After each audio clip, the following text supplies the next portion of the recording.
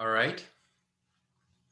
So in general, if we want to get a big picture of the history of India, it could be divided into a ancient history before 600 CE, and in terms of architecture, most monumental architecture before 600 CE were created for the religion of Buddhism. And then after 1200, Islam started to be introduced into India. And by the second millennium CE, Islam was already fully established in today's Pakistan area.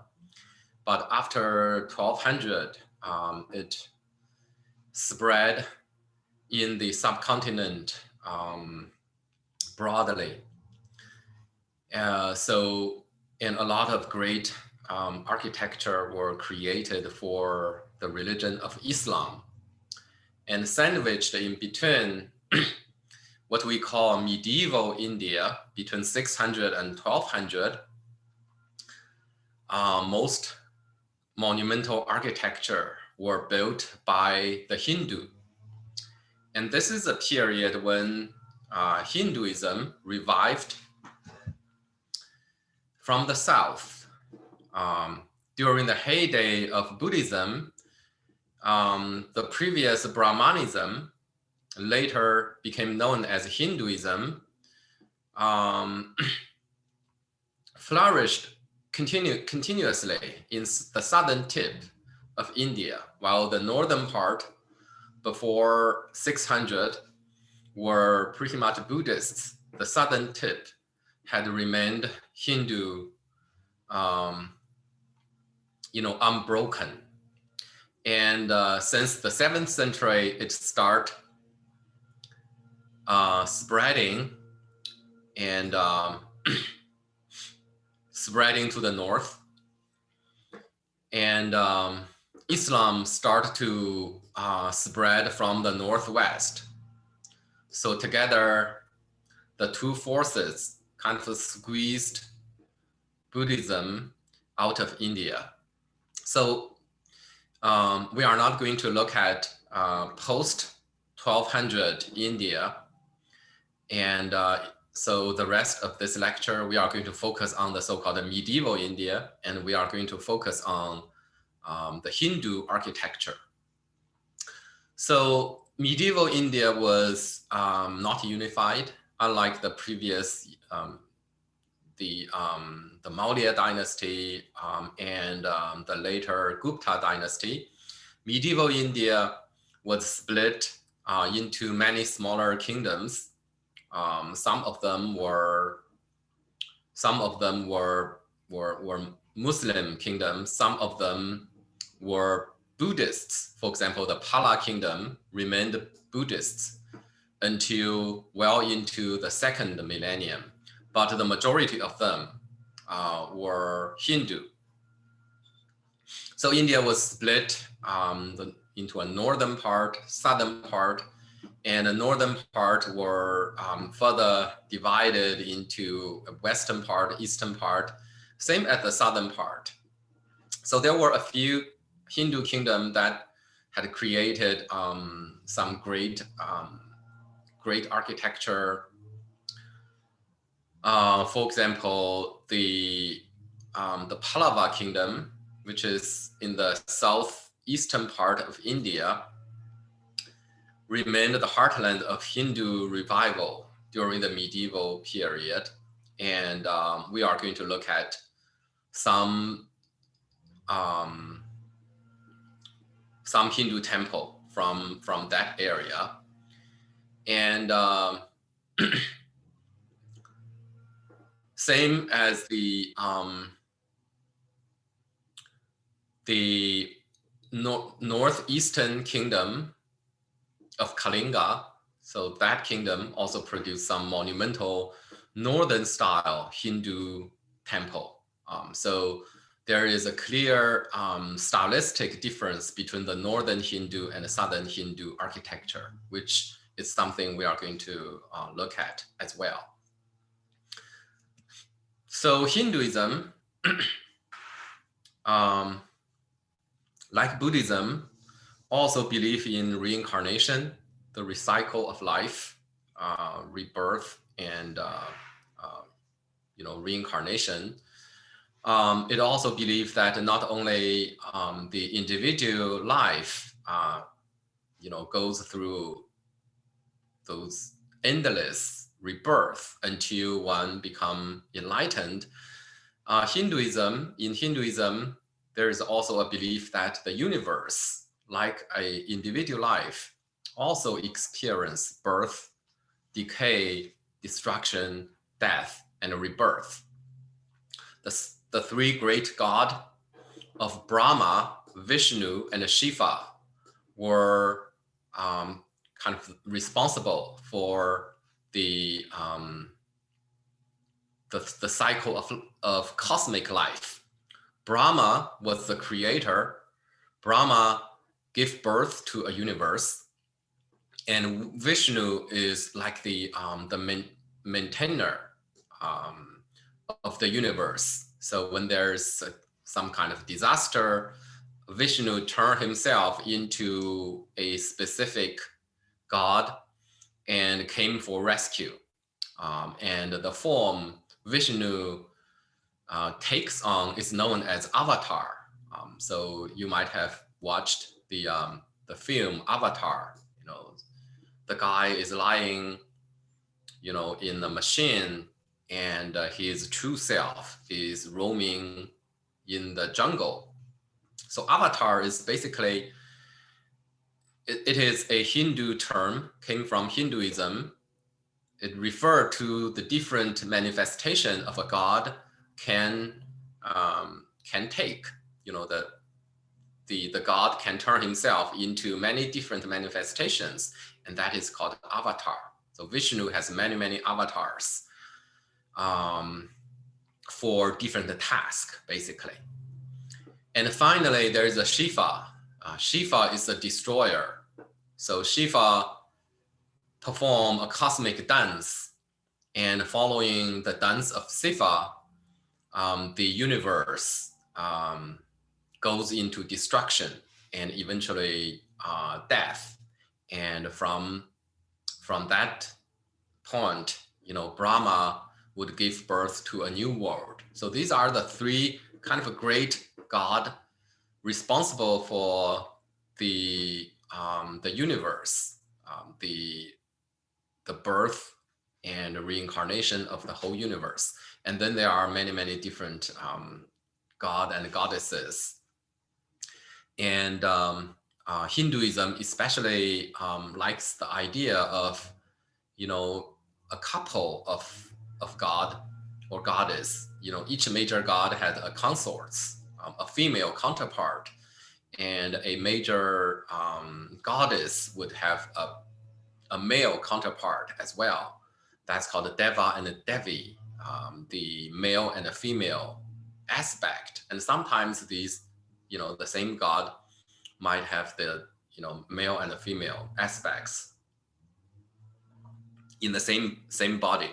So Hinduism, the pantheon of Hinduism is very different from the way we understand God or goddess. It's very different from the Greek mythology. It's also very different from the biblical mythology, where there's just one almighty God. And in Hinduism, there are many different deities, and each god or goddess can also manifest into different forms. In terms of architecture, there are some temples dedicated to Vishnu. There is virtually no temple, individual temple, just dedicated to Brahma, the birth giver. But there are numerous temples dedicated to Shiva. The Shiva temple is a major, major medium for monumental architecture. There are many temples dedicated to Shiva, the destroyer. Professor, why would they choose to celebrate Shiva, who's like a god of destruction? That's a great question. That's really a great question. I apologize. I don't have the answer, and I'm curious as well. It might be people wanted to, to please the threatening god. Maybe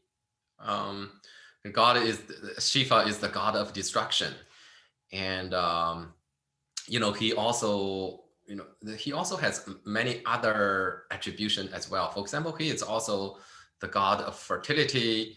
One of his symbol is this lingam. So Shiva is very often worshipped in a kind of phallus figure. It's like the male genital, and in combination with the female counterpart. So that is a fertility. Shiva's worship might have a kind of a time-honored origin from Neolithic time. That is the worship of fertility, and eventually, maybe the two gods was combined at some point in Hinduism. That might also contributed to the widespread worship of Shiva. So yeah, I think that's a great question. You might want to keep that curiosity. I don't have the answer, but that's the reality. And Shiva is worshipped as not only the god of the destroyer, but also the god of fertility, and that is an interesting aspect as well. God of fertility, god of sex, and and that kind of a power, the worship, the identification of the two aspects of the same god. On one hand, it's fertility.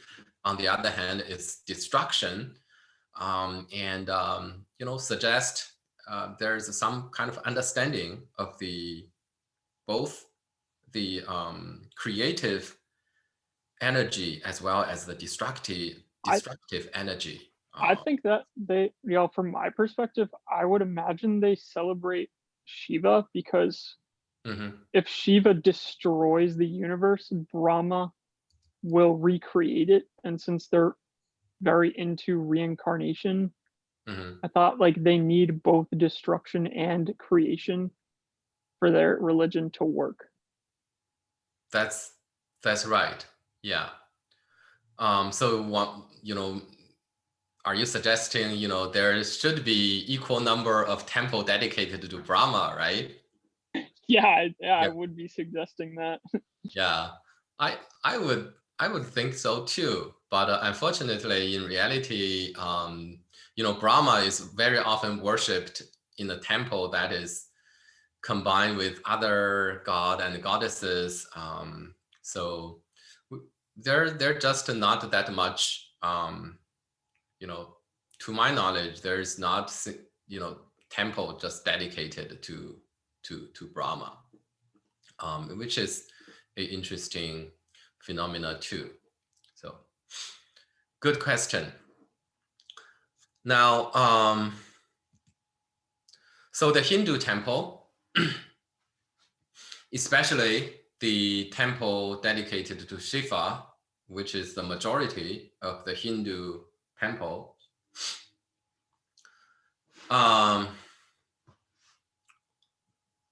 is in India is kind of considered as the house of the god. It's very different from the Christian church, which is for assembly. So our understanding of cathedral or church is not necessarily providing a house for God or Jesus. Jesus and God does not need a house to live in. It's mainly for the reinforcement of the knowledge and the faith and the contract between our life and the Lord. But the temple in Hinduism is understood as physically the house for the God.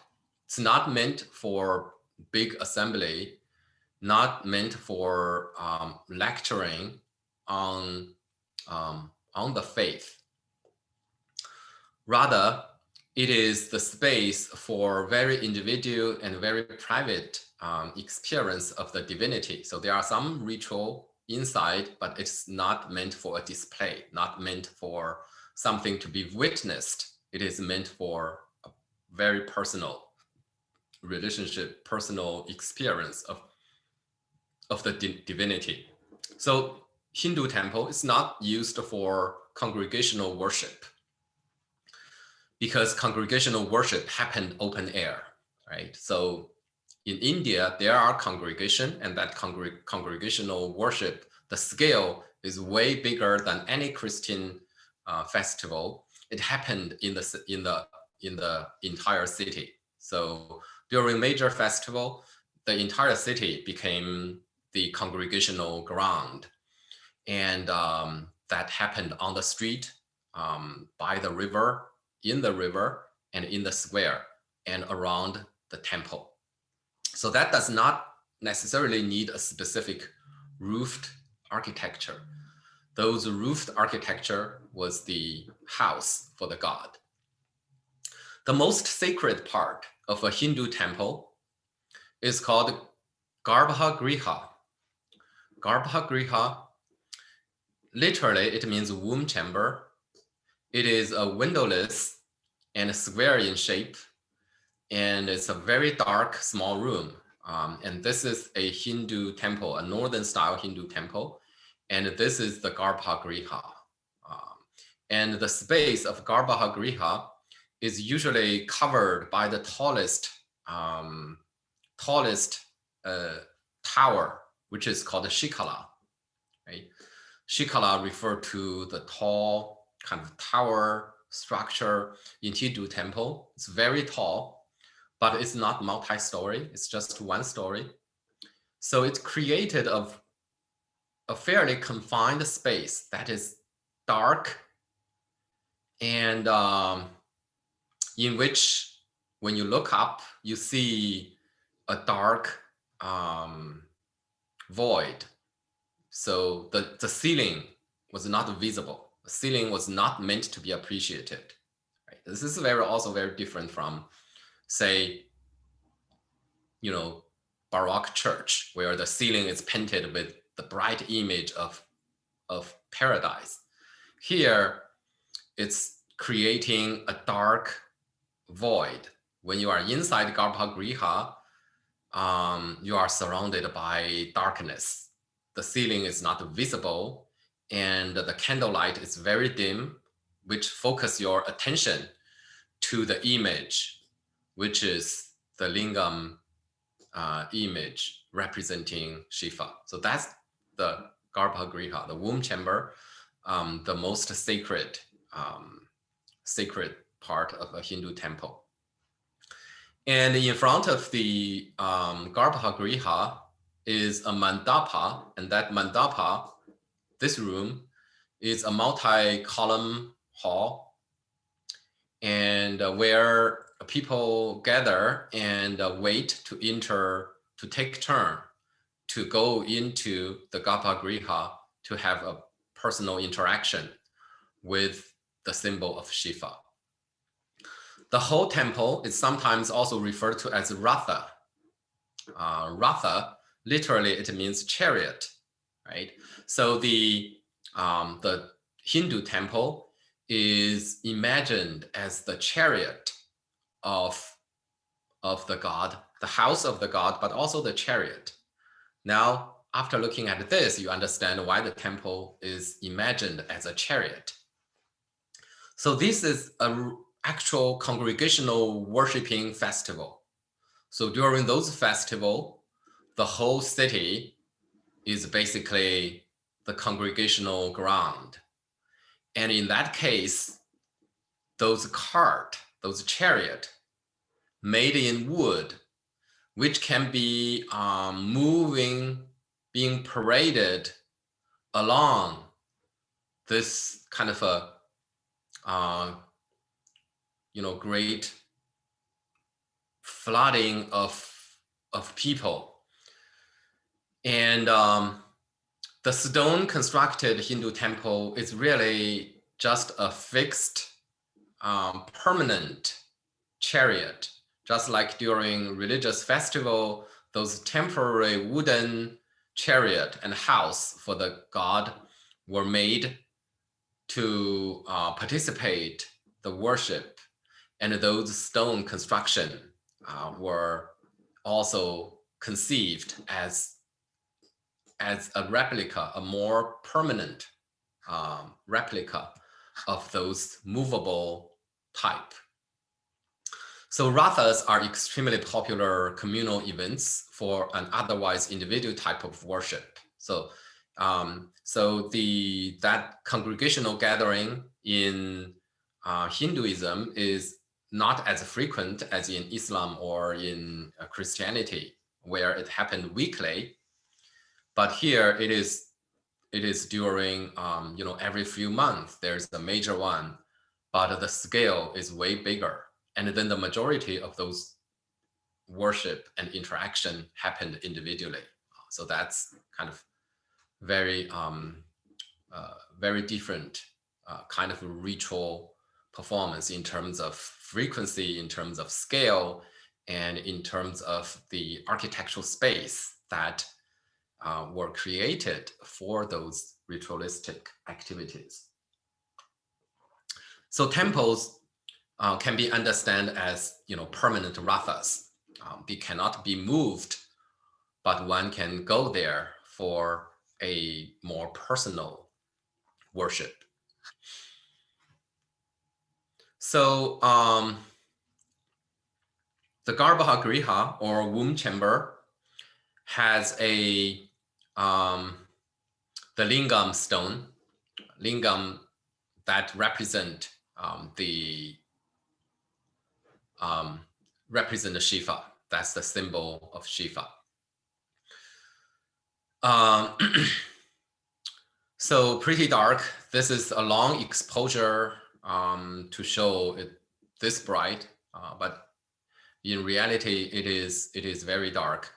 And the Garbhagriha chamber cannot accommodate a large population. So it's very individual, just a few people coming and the rest of them waiting in the mandapa and come to worship the lingam symbol. And, the decorated with flowers, with textiles, wash it in milk, etc., and pray in front of it. So this picture shows some of the kind of interaction, and you can see the space.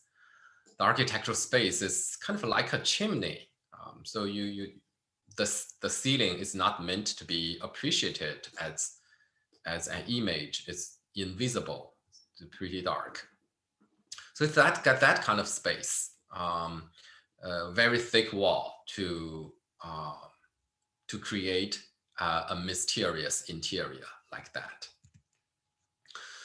And that is, the previous example is the northern style Hindu temple, which is also known as the Nagara style, the northern Nagara, where you have the tall shikala and a three rooms, the entrance room, the transitional room, and then the gathering multi-column room known as mandapas. And then there's a shikala on top of the most sacred room.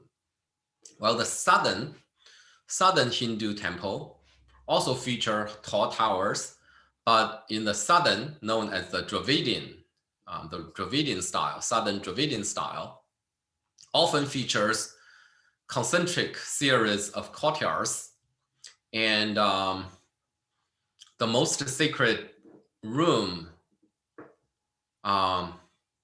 is in the inner courtyard, but that room is not topped by the tallest tower.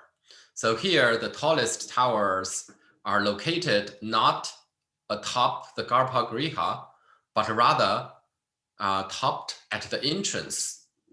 And the outer layers had the tallest and most monumental towers. These are known as the Gopram. So Gopram Tower is way more monumental than the Shikala. So the sacred building is fairly low. It also did not have the kind of mysteriousness as the kind of dark and confined space as the northern Nagara Garbhagriha. So to some extent, there is kind of a reversed monumentality. That is, the seemingly insignificant location is towered by the biggest, the most monumental structure. And the more one gets closer to the sacred center, the lower and humbler the space. And we have seen something like this before. For example, in Egyptian architecture, there is a reversed monumentality, the most sacred room sheltering the boat,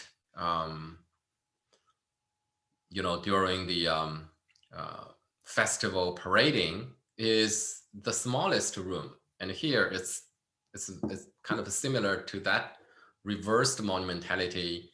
The most sacred building is not the tallest or the grandest.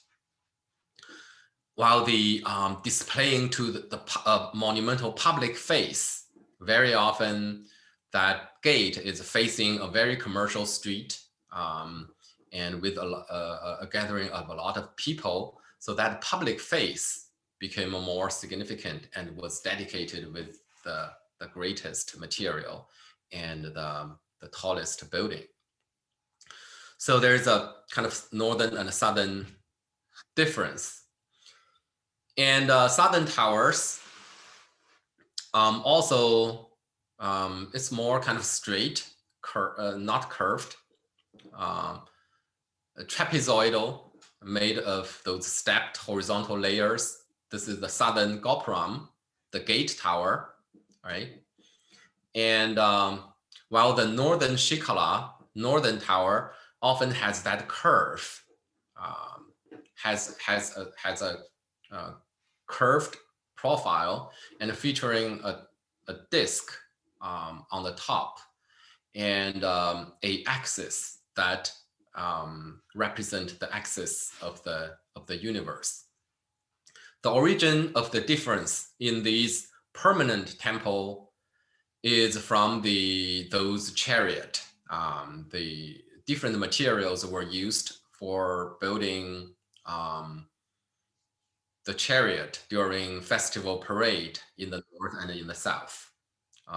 Southern rathas, those chariots, are post and beam timber construction, like that. The southern movable type of the chariot. While the northern rathas were built from bamboo. So you have those kind of curved bamboo structure, and their permanent architecture reflect the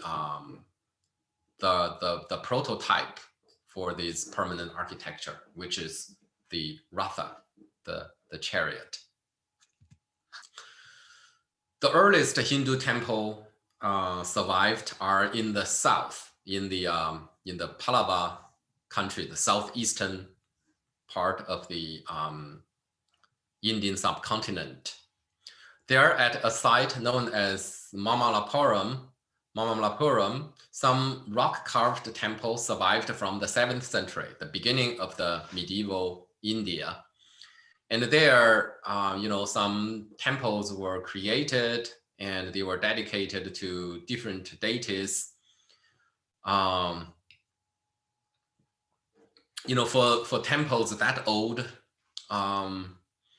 which did not actually sustain a continuous religious community, some of the function were also basically interpreted. It's not like we don't know for sure which god these temples were dedicated to. It's a educated guess based on the images, based on the animal figures surrounding it. So scholars attribute a specific god to these temples, but we really don't know for sure because there's no continuous record about what happened here since it is so early.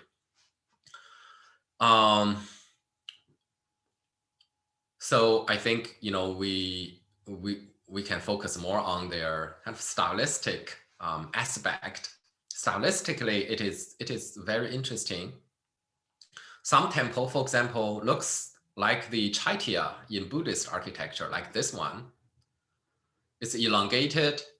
It has a central kind of a nave with high ceiling and with aisles. So it looks like the Buddhist architecture of the Chaitya hall. And some of them looks more like the stupa, for example, this one, an individual pavilion with a domical roof. Hindu architecture in general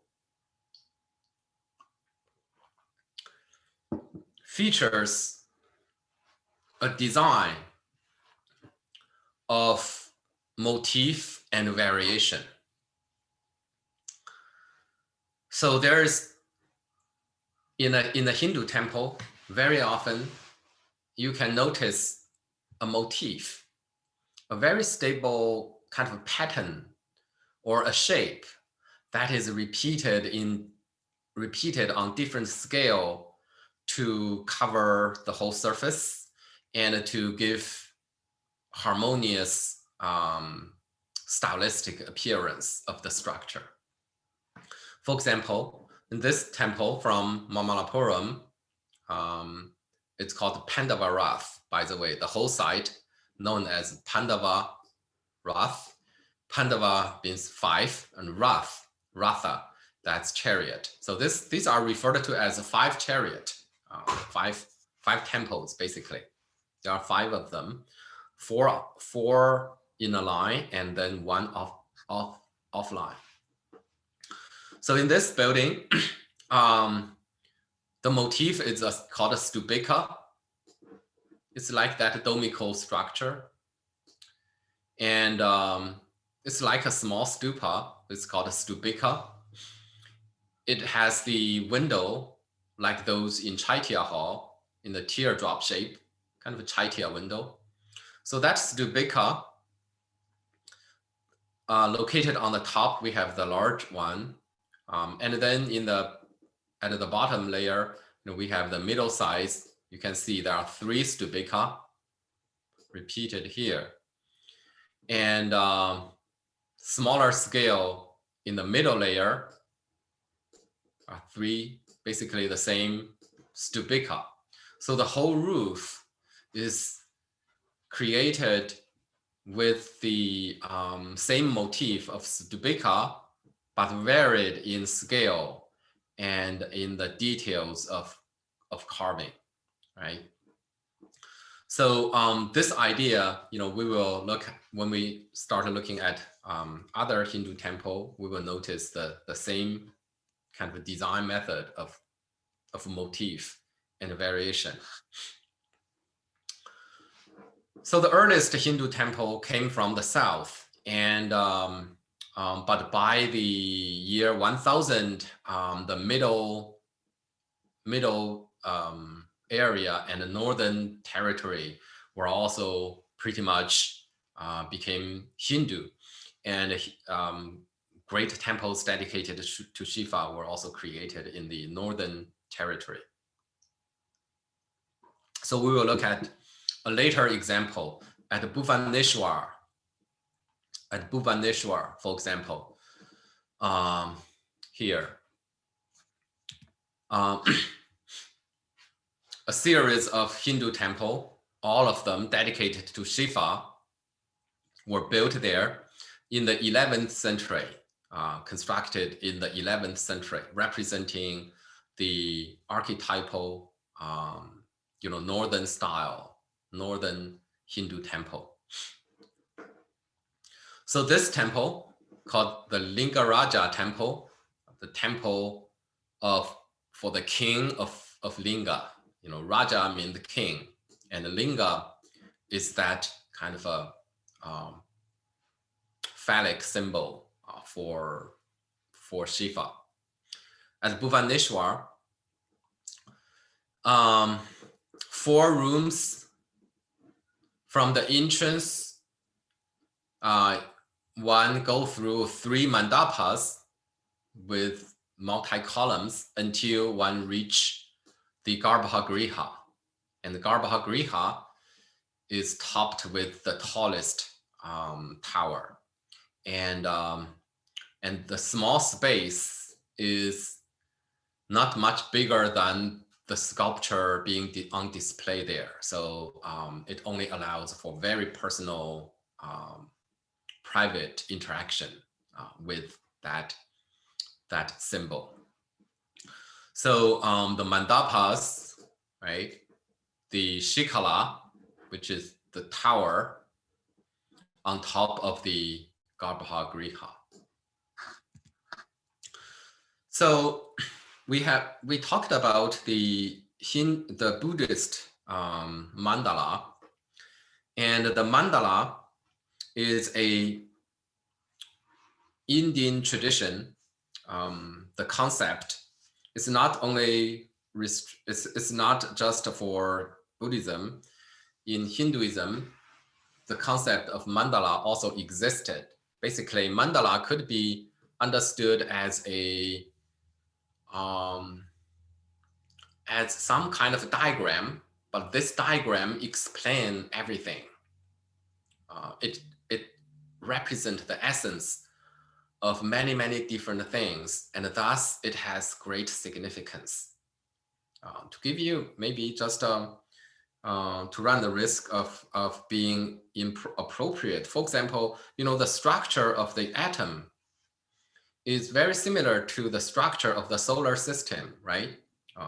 For an atom, for the atom, there is a nucleus, and then there are the electron, and wrapping it up from outside. The structure is not unlike the structure of the solar system, where we have the sun in the middle, and then the planet kind of revolving, orbiting around it. So if we come up with a diagram to show the structure of both the atom and the structure of the solar system, and maybe the entire structure of the of the Milky Way, that is a mandala, right? So mandala in Hindu, in Buddhism, could be understood as something like this, like that. It is a diagram, but that diagram can be used to represent the structure of the universe, but it also represents many key relationships, essential relationships, from large scale to the small scale. So mandala, for example, could be, there are many, many different mandalas, and the Vastu Purusha Mandala, that is a cosmic diagram of man, was used in Hinduism to create building with the metaphysical rhythm and cosmic force. Basically, this mandala represents the relationship of the cosmic force, but it is also understood as explaining the human body, right? The human body kind of fit into this square, and different location, different organ was conceived as coinciding with the cosmic force in that location. So that's a mandala. Mandala is an abstract diagram, but representing the essential relationship of cosmic order, the human body, and many, many other things. The relationship with a specific deity can also be represented in mandala, right? So this mandala is used extensively in the design and understanding of a temple. So in Hinduism, square and circle also had symbolic meaning. Square represent God, the creator, Brahma. It also represents heaven, order, and rational thought, while circle represents earth, chaos, irrational nature. So it's kind of very interesting. It's the opposite to, say, the Chinese belief, which believe the square is earth and the circle is heaven. But in Hindu, it is the opposite. Square represent heaven, and the circle represent earth. And but like the Vitruvian, Greco-Roman kind of belief in the significance of circle and square, where circle and square were prescribed by a human body, but here it is given cosmic significance of those square and circle shape. But in both cases, the navel is imagined as the center for the universe and for the human body as well. So the actual design of the temple, for the planning of the temple, the location of different rooms and different temples were given kind of consideration about the Vastu Purusha Mandala. And the proportions as prescribed by such a mandala were also used to create the curve on the profile of the shikala, for example.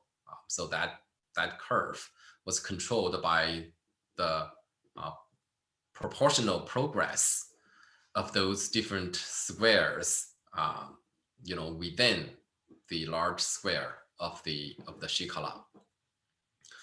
So these mandala had great significance, and they were also often used for the planning of the temple.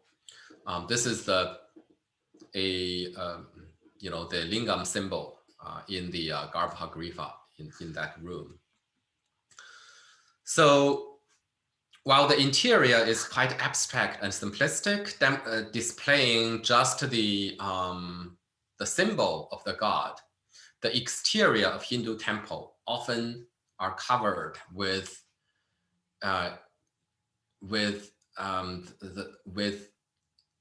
detailed carvings of figurative carvings, and very often we find those embracing couples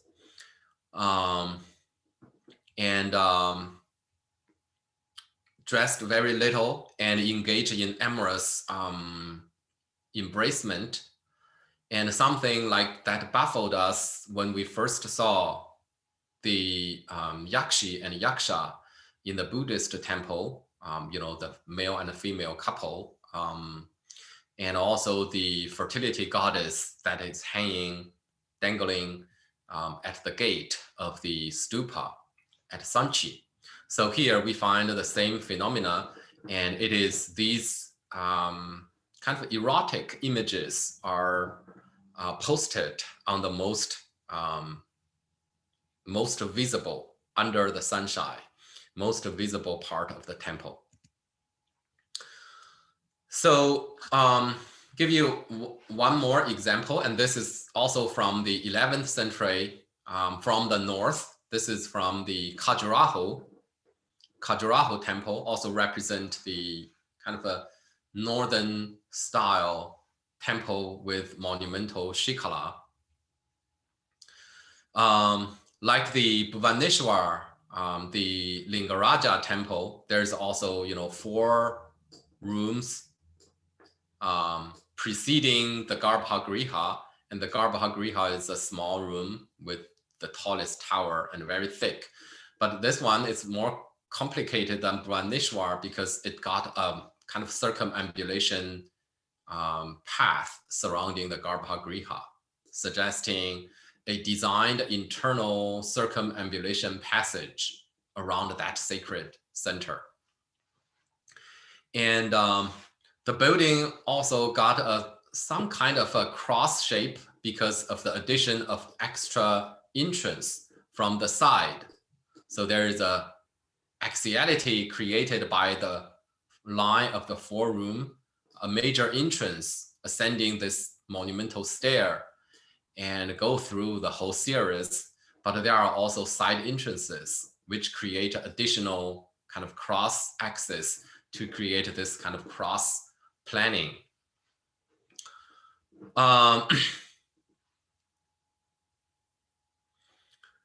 What I wanted to highlight is one, the kind of a sexual images covering the whole surface, lower part of the tower. So around these areas, basically.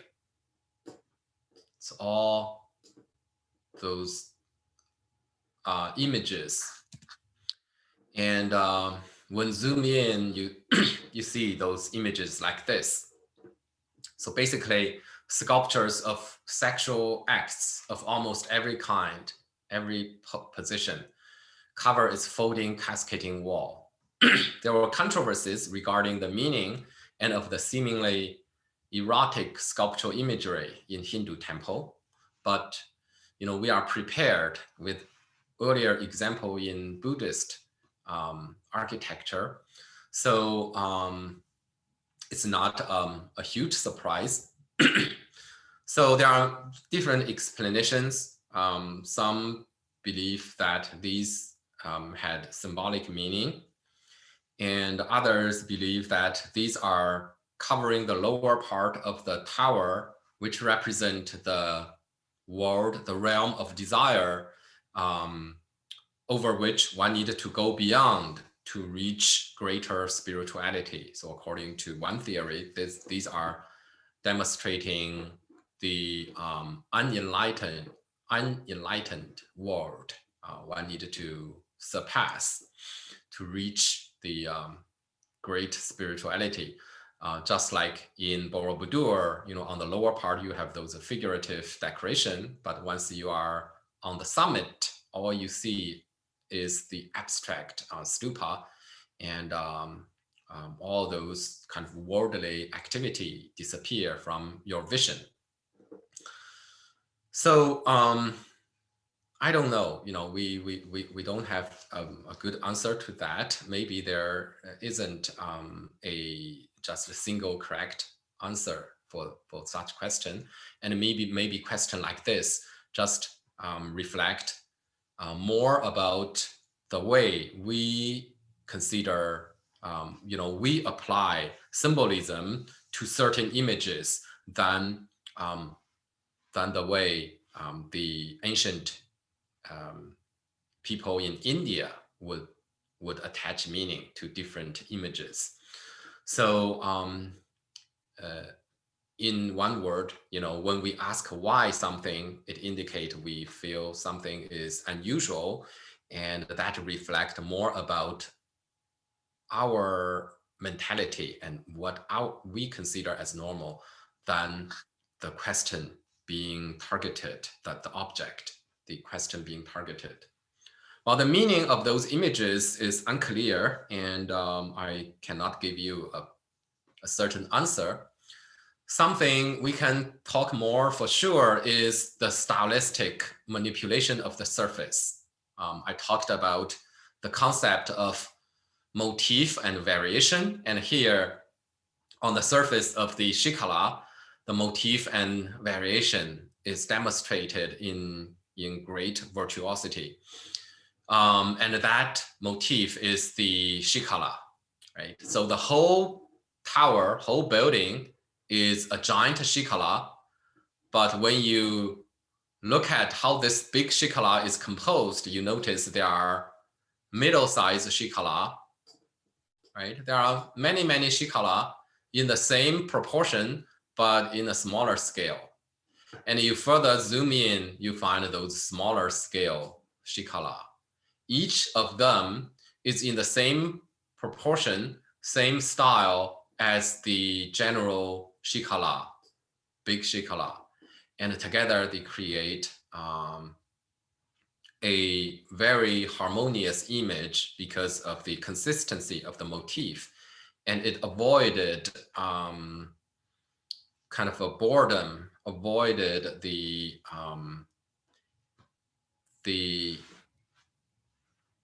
a kind of a repetitive image by manipulating the scale and by applying them on different part of the surface. So it's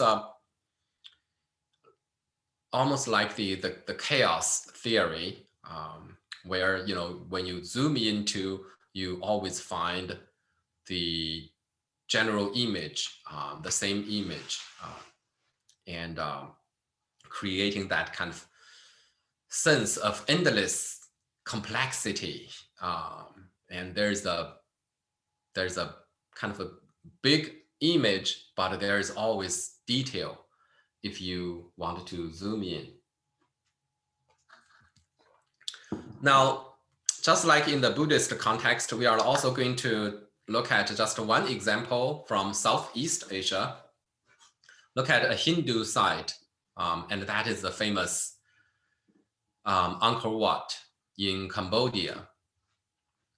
Well, both Buddhism and Hinduism were introduced to the neighboring countries of Central Asia and Southeast Asia from an early age. Cambodia had been receiving cultural movements from India as early as the early first millennium CE. But it is not until the time of the Khmer Empire, when Cambodia was kind of unified into a large kingdom and controlling a vast territory that included today's Thailand and southern Vietnam, that monumental architecture dedicated to Buddhism and Hinduism were constructed. The Khmer Empire, the golden age of the Khmer Empire, was during a period when the capital is located in the city of Encore. And that is called the Encore period of the Khmer Empire. That is basically from the 9th century to 13th century. Right? 9th century to 13th century is the time when the capital of the Khmer Empire is in the capital city known as Encore. And it is in the city of Encore those monumental structures were built and survived. So just like any importation of idea, sometimes what is considered as of great significance in the original culture, after they were introduced to a new culture, a new country, those difference was no longer significant because compared to the native religion, those all look similar anyway. For example, Hinduism and Buddhism were, two totally different religions in India. However, in Khmer, that difference was not that significant. They were both great religions coming from from India. So, and in Cambodia and in the Khmer Empire, the kings were quite relaxed about, who is believing what. Doesn't matter.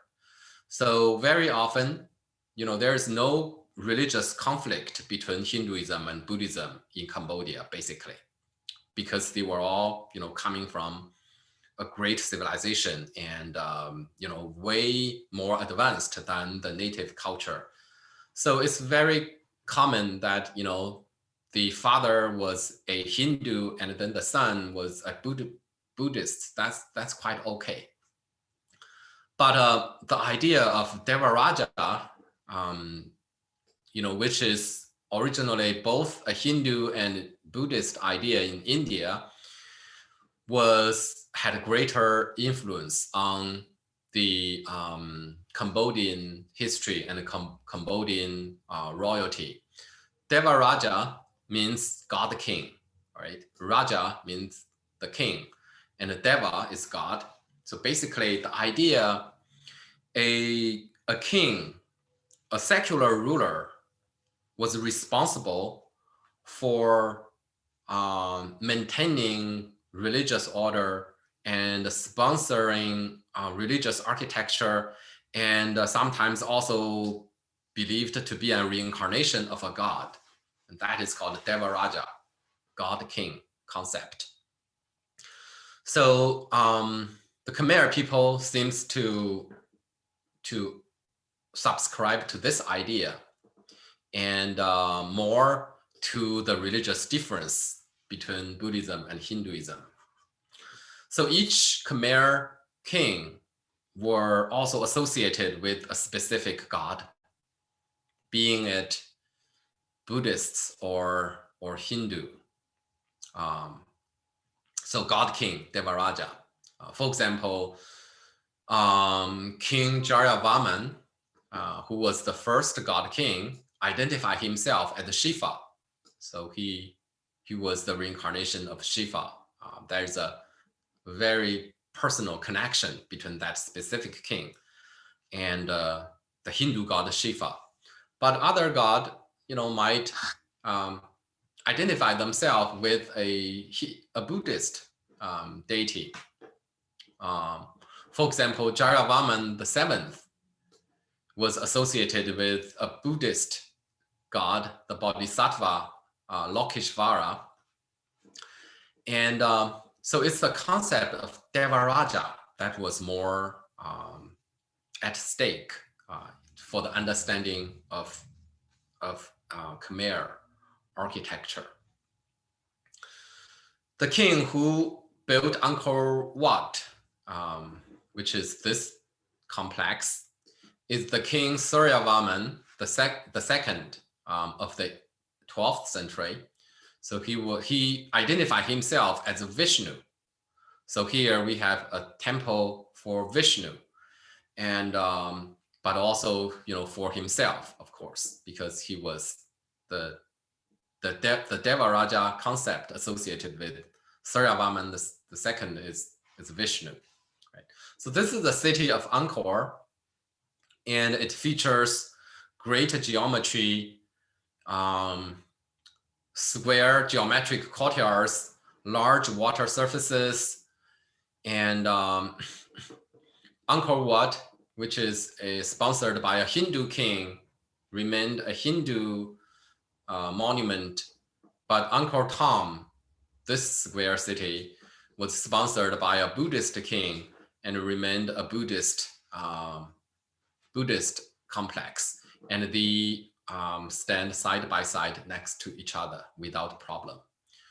So the red dot on this map are masonry structures that survived today, and the majority of the palaces and residential architecture were constructed in wood and thus not preserved today.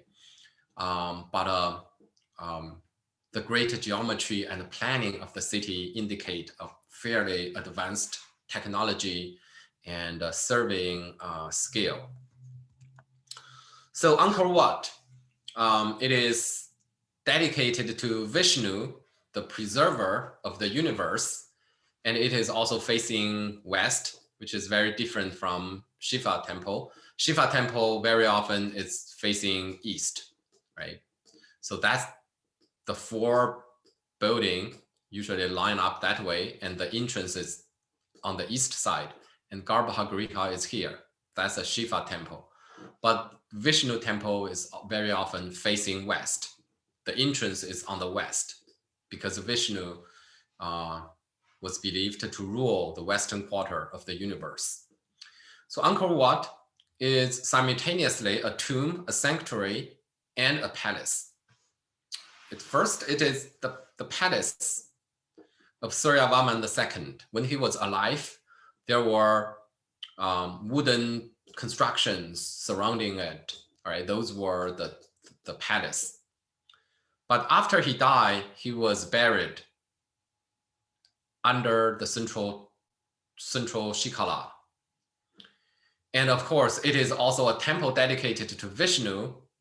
And after the king died, he was reunified with Vishnu. So this is simultaneously a tomb for a tomb and a palace for Suryavaman II. You know, a tomb after he died, a palace when he was alive, and it is also a sanctuary to Shiva. So the multi-function of the building is a result of the concept of Devaraja, the God King concept in Cambodia. So in this case, there is a political as well as a religious purpose for the building. Through this great monument, the king is symbolically and physically unified with gods. The Shikala were very visible, can be seen from miles away. You see that great tower, which is basically the tomb of the king and the central shrine for Vishnu. Towers were constructed in the center and the middle and the corner of each gallery, right? So the building features galleries, concentric galleries. Those towers appear at the corner and the middle spot of the gallery of each layer and at the center as well, right? So the tower in the middle, the ground is also elevated from the outer gallery toward the center. So there is certainly a pyramidal structure, right? The ground rise from the surrounding area to the middle, and the towers were constructed. So originally, when all those towers are standing, it created a kind of a pyramidal shape as well, the outline. And still, you can see that from the ruined condition today. The concentric plan also represent the Buddhist mandala that represent the cosmic order of kind of a tripartite division, all right? You know, the three layers and a central axis representing the three realm and the axis of the universe. So it's not very different from, say, Sanchi Stupa. It is not very different from the Borobudur, which also has a very similar layout, right? So that mandala as a cosmic universal diagram was carried out in Buddhist architecture throughout Asia. And the Chinese pagoda is also basically based on this mandala, Chinese pagoda. And you should have looked at my video, the 3 videos, and the pagoda is spatially and physically very similar to this because they are just a different manifestation of the same diagram, different architectural manifestation of the same mandala diagram.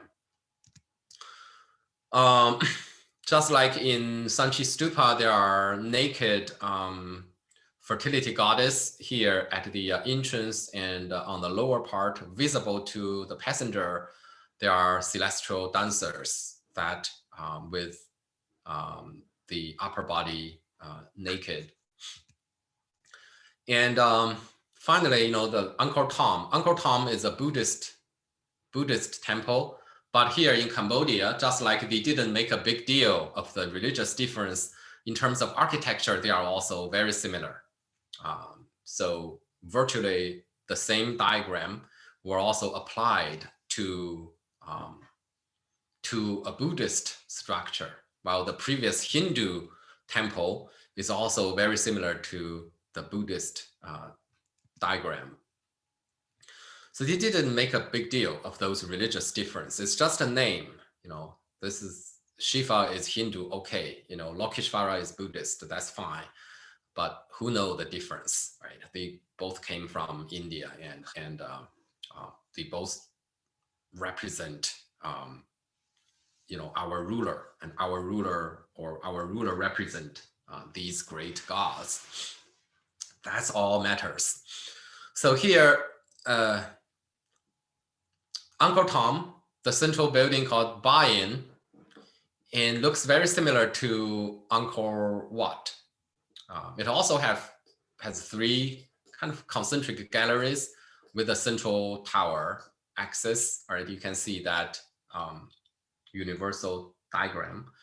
And its orientation is different. It's facing east, all right, representing Lokeshvara, a bodhisattva. And it's having an eastern entrance. But other than that, very similar. Tall towers from the corner and the middle, and middle section and the corner. And then there are also tanks, the pool, framing the central axis. The tower at Bayon were sculpted with giant face, and these giant face, some believe this represent Suryavaman VII, who built Bayon and who identified himself as Bodhisattva Lokeshvara. And it is also famous for its so-called the smile of Angkor, which represent that kind of insincere smile that looks very artificial. But the place feels very haunted because one is surrounded by these giant faces smiling unnaturally. And but they form kind of that pyramidal structure, pretty much the same way as Angkor Wat. And in this case, each giant tower has 4 faces on each cardinal direction.